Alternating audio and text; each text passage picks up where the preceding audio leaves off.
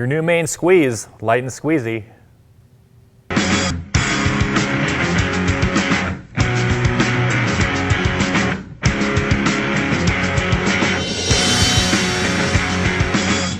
Hello and welcome back to the Confluence Tap Room for another Beer a Week release video. I'm Josh, the production manager here, and I'm joined by... I'm John Martin, head brewer and co-founder. And we're here to talk to you about light and squeezy. Where did this come from? It's kind of a monster. You guys love it. It's sort of the perfect summer beer. So this is earlier in the year than we've ever released light and squeezy before, but you guys demand it, so we deliver. Yeah, I mean, if there's beer to sell, we're gonna make it and sell it. So, sure. So last week we released the first two of our 4 summer cores, and this week it's the next 2.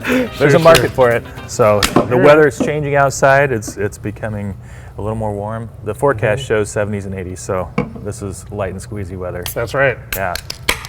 All right, so what should we expect from this beer? Don't forget to walk up. Oh yeah, let's do the beer.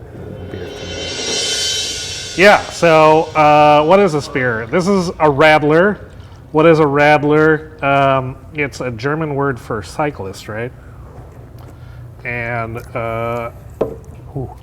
whatever the story they tell is about the advent of Radlers in Germany, I'm sure there's some story about riders coming up to some... It was on a Sunday, I think. 500-year-old pub, and yeah, they were running out of beer, so they were gonna thin down the beer with lemonade so they could stretch it out, and I guess it worked. I mean, because it's delicious. I mean, you guys have had a lot of shandies and Radlers, I'm sure, if you haven't had ours, but it smells so good. Yeah, it's just it's refreshing. We brew the base beer. It's blonde ale. We brew it a little bit higher gravity because we're going to be cutting it with the soda. So we still end up at 4.5%. Not a huge beer by any stretch of the imagination, but the base beer is actually a pretty big beer for the style. So that it stays at least over 4% by the time we cut it.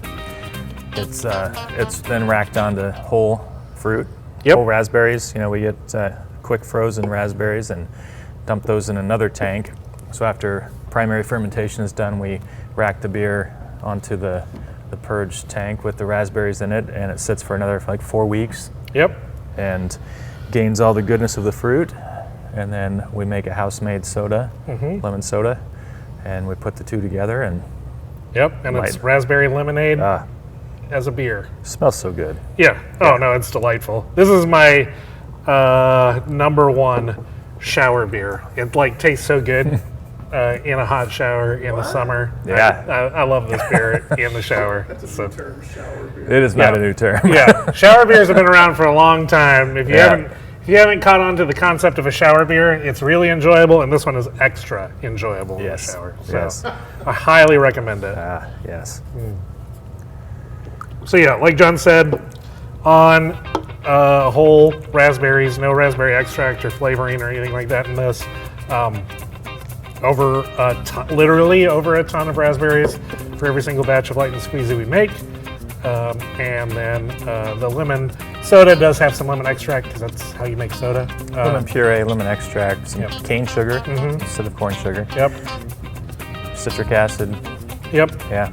So the soda is actually, we've had some people ask about the soda in the past. It's actually like super tart. If you like, I think we've even put like a keg or 2 on, but it's kind of hard to drink by its own. It's not something that I would bottle and be like, here's a lemon soda to sell. But it's made for the proportions to blend in with this beer and create an overall harmonious finish. And the finish is delicious. Enjoy the spring. Come on out and get some light and squeezy. And cheers to everybody. Cheers. Yeah.